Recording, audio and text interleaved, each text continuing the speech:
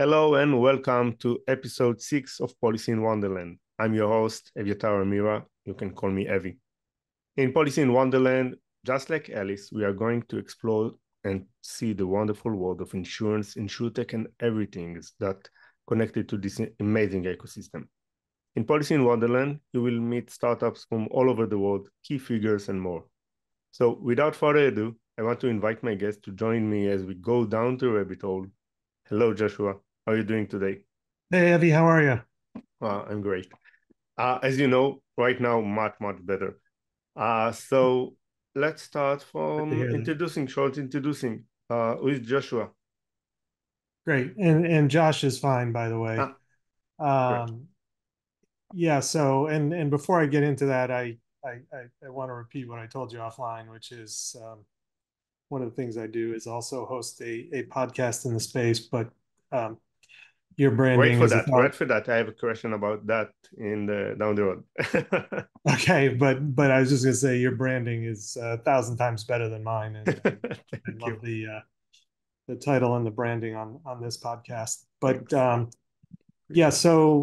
so there's three things I'm involved in that I think, well, maybe four that touch Insurtech right now. But my primary job is running an executive search team here in the U.S. as part of a global boutique called Horton International. So I'm based in Connecticut, which is where the firm was founded in 1978.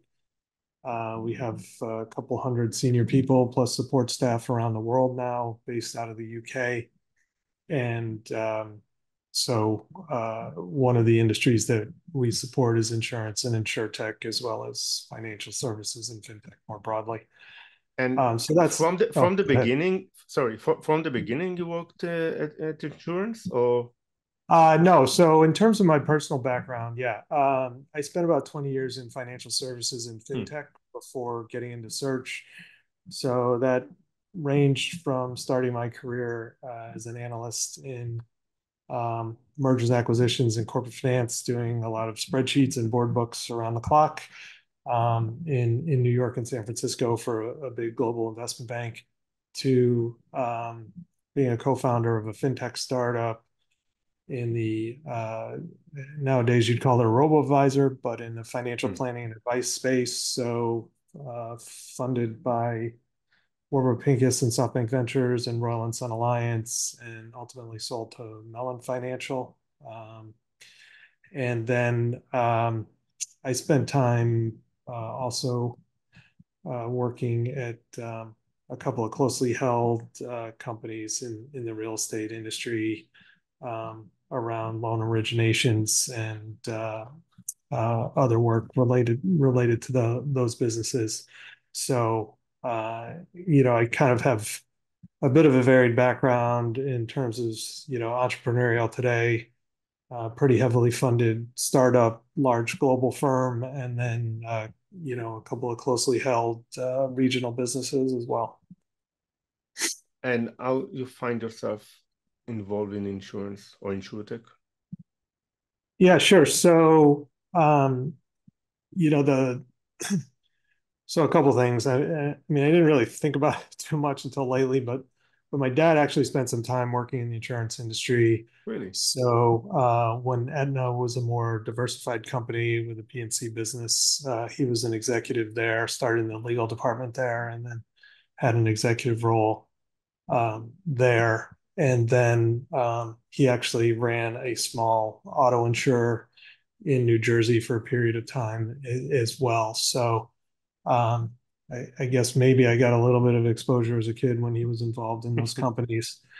But then the startup was sort of where I got some more exposure. Royal and Sun Alliance, as I mentioned, was one of our investors, a strategic investor. Prudential was a client, and we developed um, a couple of tools in the financial planning space around life insurance and long-term care, disability, et cetera. So, got some insights then. In terms of the more recent sort of insurtech phase, that started around 2018, where there was the Hartford Insurtech Hub that was created by Startup Bootcamp, which ran from 2018 to 2020. I did some mentoring for that, and so that sparked my interest. I was at Insurtech New York's very first event in a conference room at a law firm. I can't remember which one at the top of my off the top of my head, but having been through sort of a fintech wave in the 90s and the business being sold in 2003, I kind of saw in insurance the same sort of wave where um, the industry I felt was underinvested in technology and innovation to some extent, and that it was inevitable that investment needed to be made and would be made, and so I thought it would be interesting to spend more time in the sector and try to get involved. So, as you already said, that you have your own podcast, okay, Insurtech Leadership Podcast. I want you to tell us a bit more about the inspiration behind starting your own podcast, okay, and share some key takeaways after producing 150 episodes.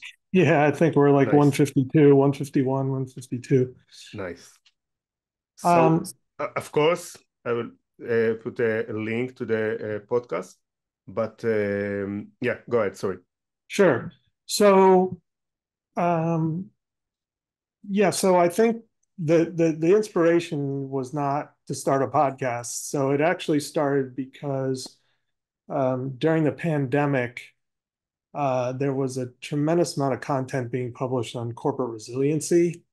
And obviously, there were many businesses with challenges and trying to kind of deal with something unprecedented, at least in their working history. And so what I observed was that there was great content out there, but it was mostly oriented toward large organizations. Mhm. And I thought it would be interesting to write a thought piece um, focused on corporate resiliency, but more for high growth companies. And so, in the course of developing that, I reached out to about 120 um, founders who had raised money in InsurTech over, I can't remember how many years, but we set a kind of a time window for folks who had raised money over the past few years and asked if they'd be open to being interviewed and talking about the topic for the article. And I got a super high response rate. And so as I started interviewing folks, it was like, wow, this is really good content here. And so that actually was the inspiration for the podcast. And as it evolved, I guess I like innovation. Having started with a startup when there were four of us, and it grew fairly rapidly, um, and kind of been through the cycle. Um, I'm interested in anyone driving a high growth company, but having a forum where maybe some of the folks who, when it's even just one or two people, um, I thought would maybe bring a little bit different dynamic. So, the majority of the interviews that I've done are founders or co-founders of growth companies. And as I mentioned, it could be from, pre-seed through, I would say most of them are through Series B. Mhm. But I've had some that are further along. I've had some companies that are private equity backed. I've had folks from carriers, brokers, industry consultants, venture capitalists, CVCs, et cetera. And I know that you're dealing, let's jump to the personal lines, okay? Not the personal lines in insurance, but Yeah. I read that you are into CrossFit because, and this is fantastic because it's very much related to the conversation, and especially when we talk about startup and challenging. And what is your name? What is your box name, by the way? It's CrossFit Relentless. Nice. Okay. And your deadlift and back squat numbers, you remember? Well, we were doing deadlifts this morning, so I was doing Ah, me, triples at likewise. triples at 245 this morning. So Nice. Likewise, I'm also 6 years. No, 7 years. Wow, 7 years in CrossFit. yeah, so I'm actually 14 years at this point. Wow, nice. Pretty Yeah, much from the so big, pretty much from the beginning.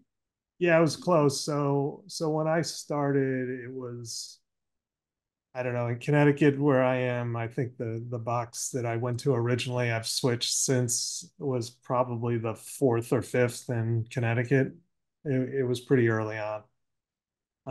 So yeah, my first workout was pretty funny. I got kind of, they were having an open house and I got dragged and I was wearing like a polo shirt, actually a pink polo shirt, and some I think jeans and flip flops, and they sent someone down the street to like a local department store, and they brought back running shoes and by mistake a pair of women's shorts, and I wore those with my polo shirt to do my first CrossFit workout.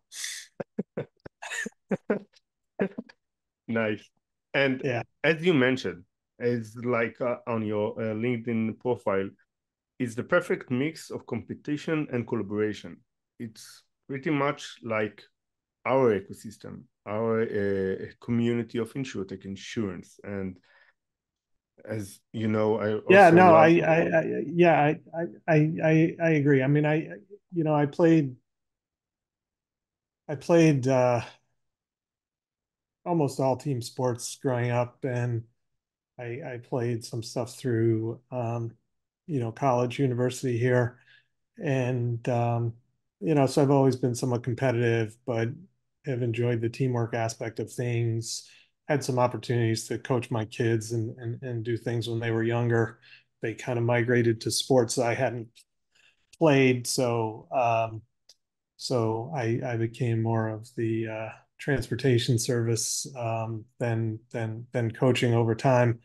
But yeah, I mean, CrossFit is a fascinating model, and the psychology of it. I'm sure there are lots of studies written on it at this point, but the you know, some people call it a cult and all these different things.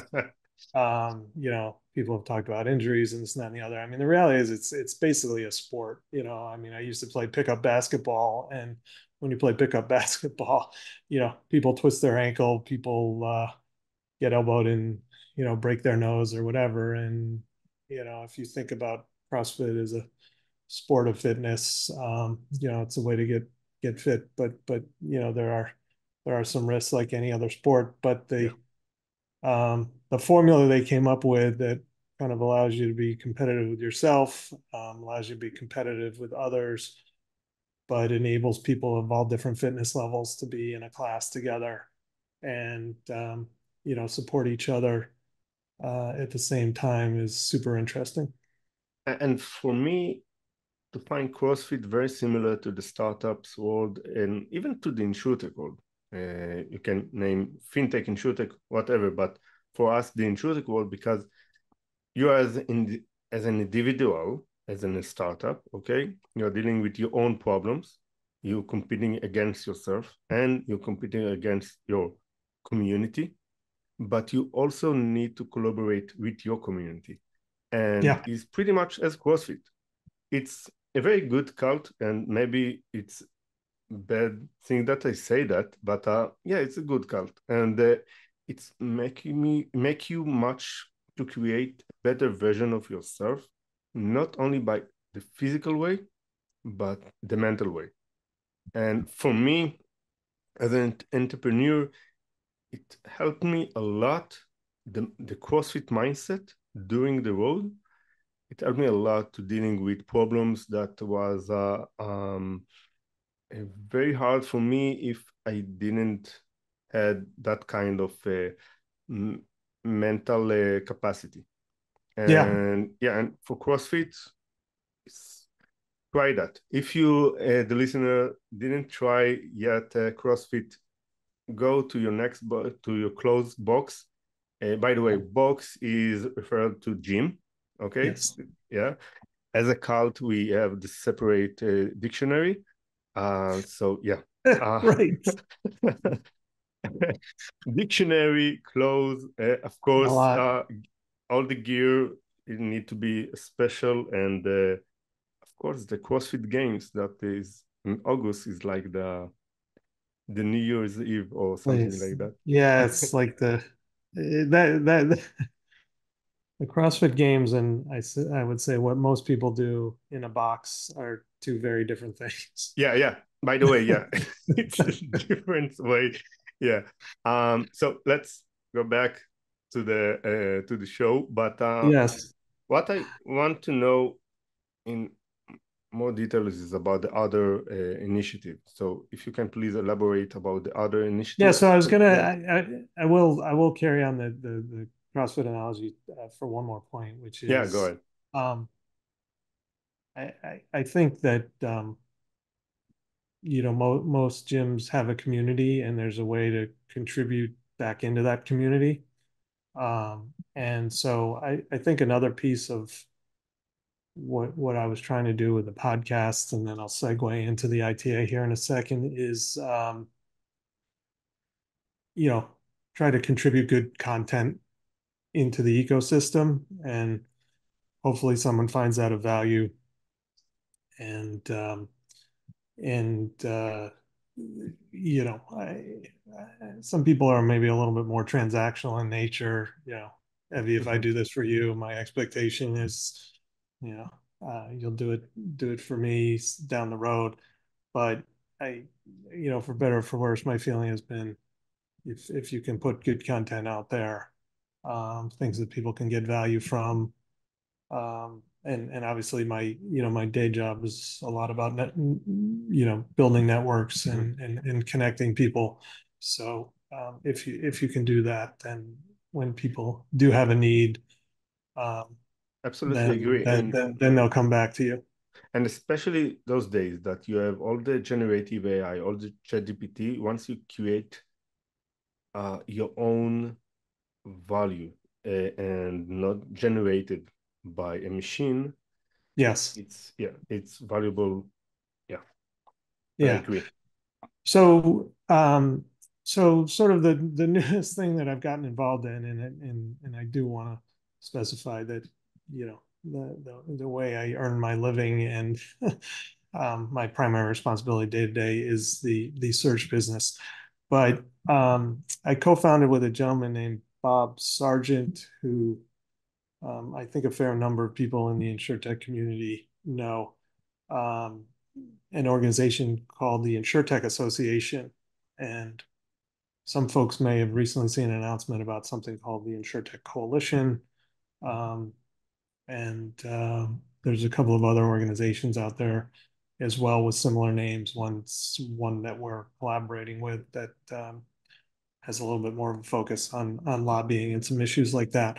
But Bob is a very experienced guy who has worked in specialty lines for many years, built a quite successful MGA that he sold a few years back, and has a new startup called eSpecialty, which is a digital specialty lines brokerage that he recently launched. But he's advised and worked with a number of startups in the space as well. But long story short, I actually first met Bob, believe it or not, at CrossFit. But before I was even in the search business, and without really knowing what he did for his day job. But we started running into each other at some different InsurTech events, and we had some similar observations, which are there's a lot of great organizations out there. So I mentioned InsurTech New York, you know, Stacy, here in Hartford created InsurTech Hartford. You've got Plug and Play, you've got GIA, you've got obviously, InsurTech Insights that's publishes content and does events, and then ITC, which is, obviously the biggest InsurTech event around. But our feeling was that, The CrossFit Games of insurance. Yeah, right. But our feeling was that these are great organizations, but you have a complex, highly regulated industry with many players involved in the value chain, many lines of business, and then some companies that are trying to go to market as MGAs, others that Mm-hmm. are more B2B enablers, and it can be a bit overwhelming. And so our thought was if we could create a community-based nonprofit with a focus on what we call creators, which are the earlier stage companies. So for simplicity's sake, think of Series A and earlier. Um, if we could support them through more curated networking, access to content from real industry insiders, um, and then also overlay some a little more focused peer-to-peer networking, particularly for founders, that we could create something that's a little bit different in this nonprofit model. And if we got enough critical mass of this group, then we could attract sort of all the other stakeholders that they would want to engage with. So whether it's for investment, whether it's for capacity, distribution, tech stack type of stuff I do, that we could get those. I don't think I'm drawing that right, but those hubs, around the wheel, spokes around the wheel, and then with that group at the hub at the center. And so we did a couple pilot events last year. We got good feedback from that. Formed the nonprofit. Took a little longer than we hoped with the attorneys, but anyways, got that done earlier this year. And then David Gritz and Tony at Insurtech New York were nice enough to let us sort of have a little networking launch event during their conference earlier this year. So that was our first official event. And so we've grown to about 80 corporate members, about 50 of which are in that creator group that I mentioned. Mm-hmm. And then we've picked up some sponsors and have a lead sponsor in Eclaro, um, which is a company that provides services into the industry, and are working on our calendar for 2024. So, as you mentioned earlier, you're focusing on to create value and I can say maybe a different and like a core value to this insurtechs. And by core value, I mean not just give you a stage to present and to pitch your startup, but to understand how your product as a startup fits to the insurance world or what you need to change and who is the person, who is the business unit in the ecosystem you need to talk with. Because we know that there are a lot of startups, especially in the insurtechs, that are going to the carrier and the white user is the broker. And in the carrier, maybe they go to the underwriting business, underwriting unit, but actually their customer is the claims. And you're missing a lot of time and you have only one chance to, especially with carriers.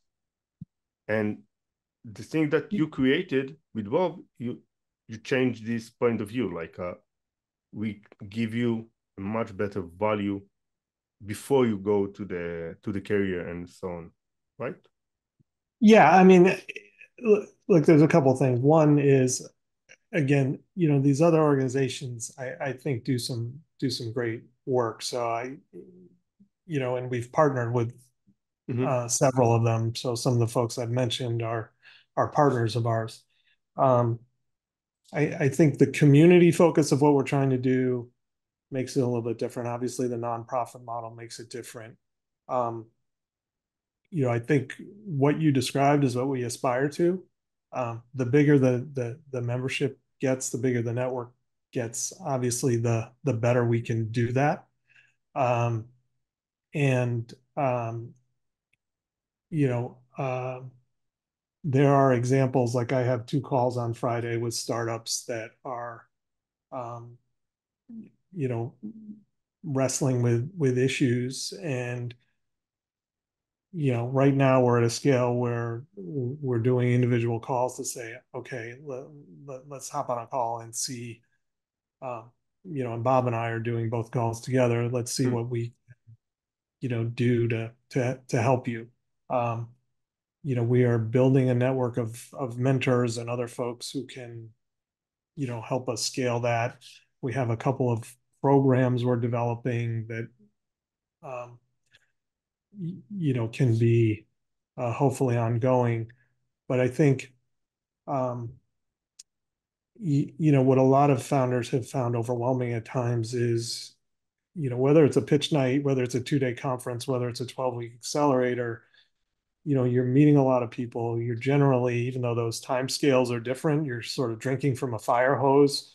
You're meeting a lot of people, and it's like, all right, who's Josh? What does he do? Um, does he know what he's talking about, and is it relevant to me, right? Wow. Yeah. Um, and so, um, our feeling is like, all right, well, what happens in between? um, Exactly. and so we're trying to maybe fill some of those gaps in between. And so whether it's having community boards where we can drive engagement, whether it's doing events that are a little bit different, so that instead of a pitch night, having a meeting with an investor who says, all right, you got the meeting with me. What are you going to say? Which is very different than, here's your 7 minutes and then 2 minutes to answer Exactly. questions type of thing. Um, and having a more sort of raw dialogue in a conference room at a, event.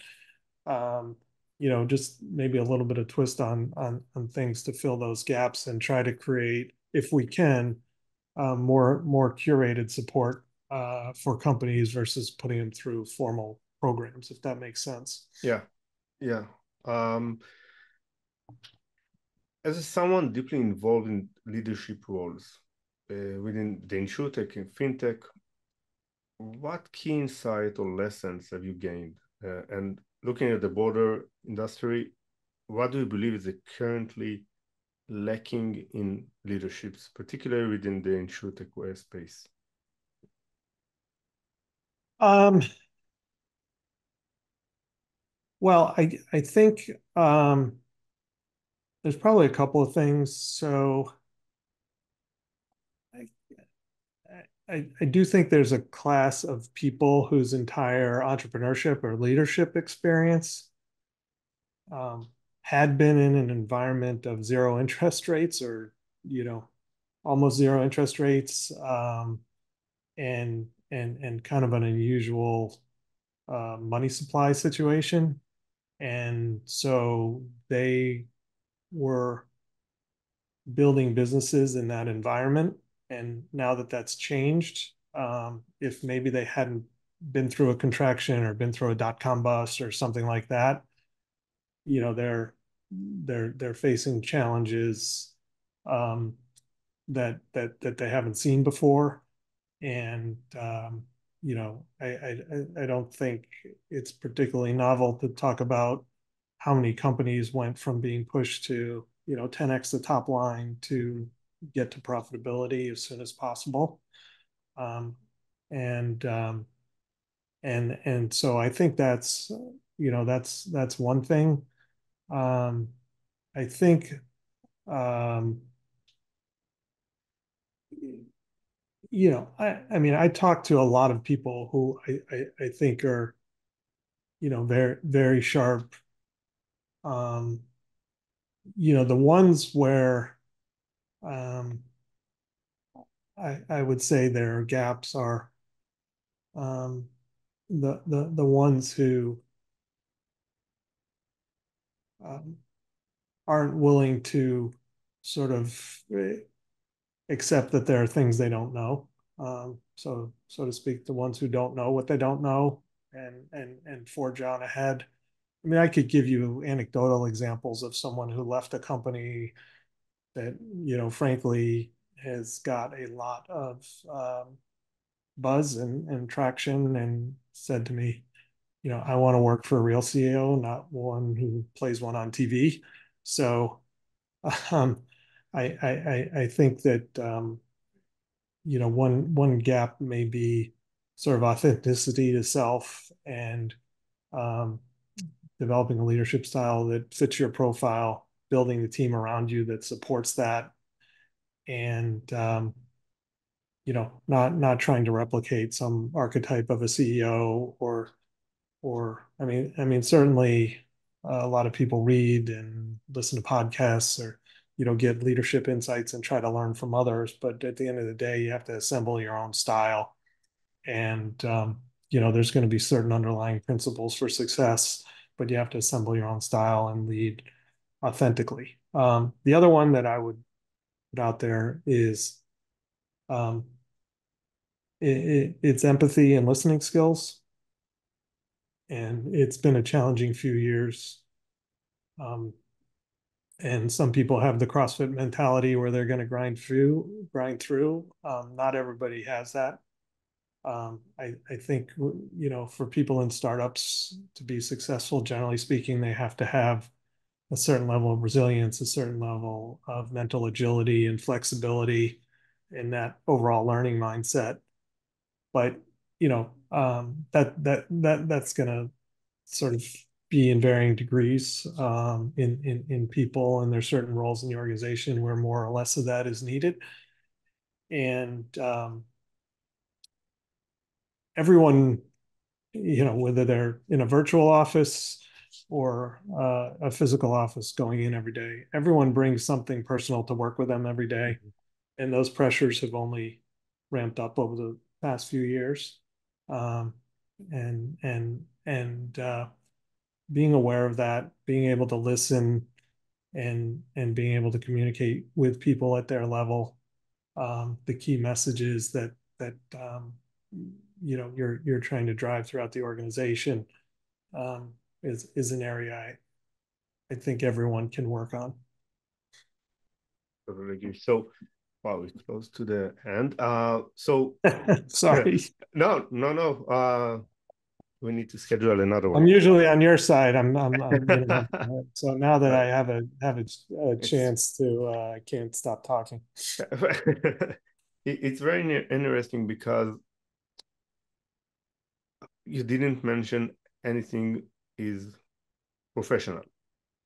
It's to be more on the personal side, and it's very, very important, especially those days, but in the last years, and to be emphasized and to not, as you mentioned, to not to be the CEO from TV, and to be your own CEO, and to create your own vision, and not to emphasize or copycat another one. And you can see not a lot of, from my point of view, there's a lot of people that don't focusing on that aspects, and you can see that down the road that something missing, and you're wondering what, because he's a smart kid and so on and so on, and but the things that missing is the exact things that the personal side. Yeah, one of the things in our search practice we've incorporated over the past couple of years is doing psychometric assessment on every search. Wow. And the phrase I use is that people are hired on skills and experience, and they're fired on behaviors. Hmm. And that's not to say, to my point earlier, that the same set of behaviors, like there's a magic list and that's what leads to success. The required behaviors and the cultural fit are unique to every company and role, but you need to understand what it is that will work in an organization, whether it's a leader or whether it's Yeah. someone deeper in the organization, and ensure there's a match there. And so that's why, like I couldn't tell you if a B2B alternative data company has hired a CEO with the right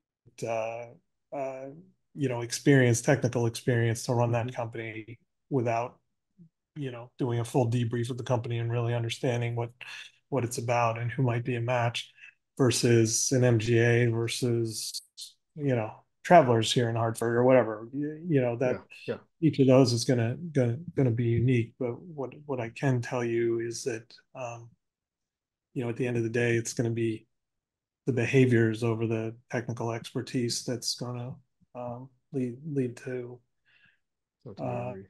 you know, success, outperformance, or, ultimately maybe a change in the role.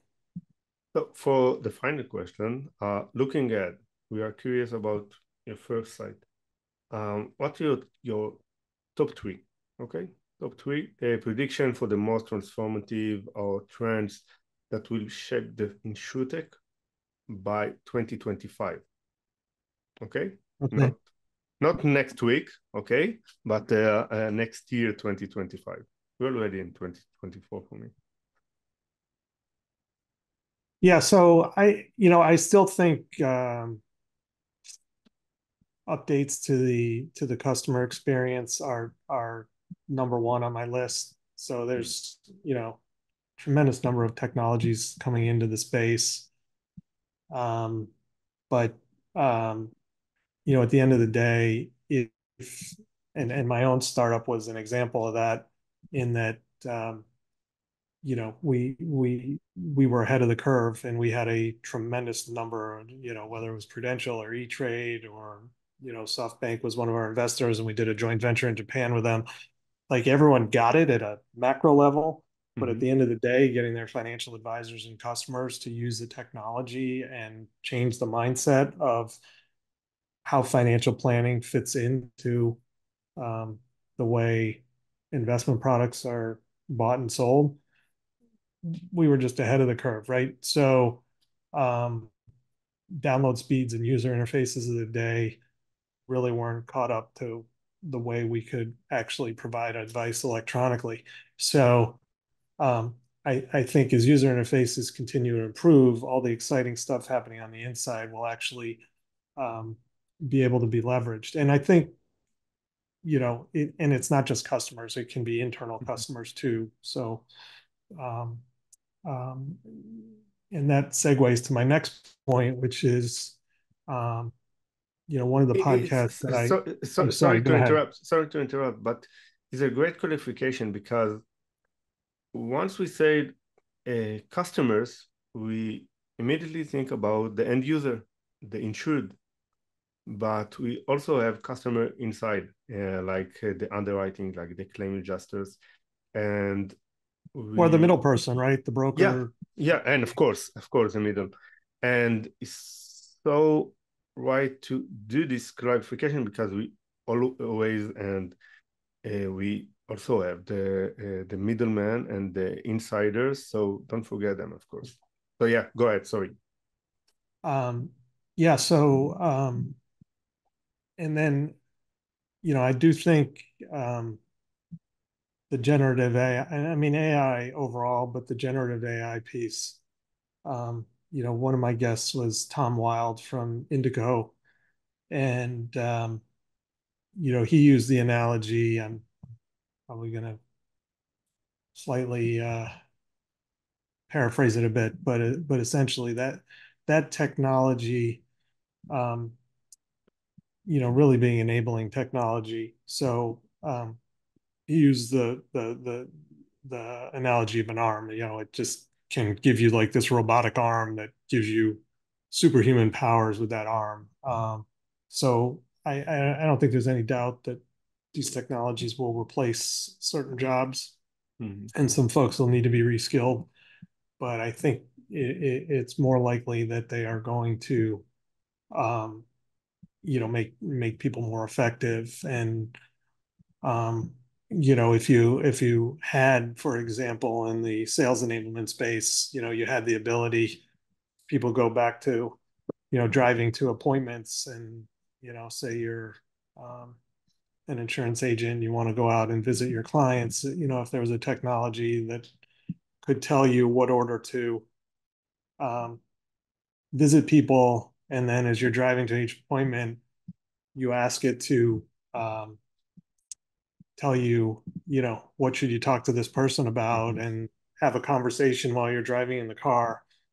And then, when you're done with the meeting, have the ability to create a personalized piece of collateral that meets all the requirements of your compliance and legal teams. That would be a pretty interesting change. And I think these technologies have the ability to do that. And then, I think in terms of a third one, um, I'd probably have to think about it a little bit, but um, I do think that um,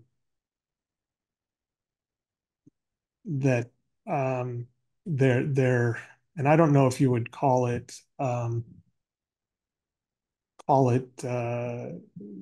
true insurtech innovation, or if it's more just digitization and some of the table stakes work. But I do think that um, there's going to be a second wave of increased collaboration between insurtechs and incumbents. Hmm. I think some of the incumbents have been dipping their toe in the water, used innovation groups, other things like that. Um, and to your point earlier, I think there've been some insurtechs that are trying to compete. There's others that are trying to be enablers, but they've done POC processes that were roads to nowhere, or other things like that. And I think there's learning on both sides. And so I think there's going to be sort of a new wave of collaboration between insurtechs and incumbents that is is done more effectively because of the lessons learned Hmm. in some of the early processes for these organizations to sort of dance and figure out if there are ways to work together. Oh, interesting. Josh, thank you very much. I really Thank you, enjoyed. Abby. And good luck with your creating your own CrossFit InsurTech ecosystem, community. Sorry. So I'll tell you something, so I actually I use ChatGPT, I use Claude, I've started using Perplexity as my primary search engine. Hmm. So we've been incorporating these tools into our work as a search firm, and it's I would call it basic stuff, but it definitely creates efficiency and creates some interesting opportunities. But speaking of CrossFit, so sometimes I'll have an open gym day and I will pick up my phone and I'll say, all right, I want to do box jumps, double unders, and I don't know, Nice. GHDs, and give me 5 alternative workouts. And like that, I get three or four Nice. options, three, four, five options to choose from, and then I mix and match what I want, and voila, there you go. So Wow. And like, me as a moron, I go to the CrossFit.com yeah. and look at the word for the day, the workout of the day, Right. and wow, it's a good idea. So great. So, so no, thanks very much. Appreciate it. And anyone who is interested in connecting on any of those Yeah. topics, feel free to message me through LinkedIn. I have my personal page, but we have a Horton um, North America page, Horton Global page. We have a showcase page for the podcast, and then we have a LinkedIn page and for the InsurTech Association as well. So happy to discuss any of those with anyone who finds them of interest.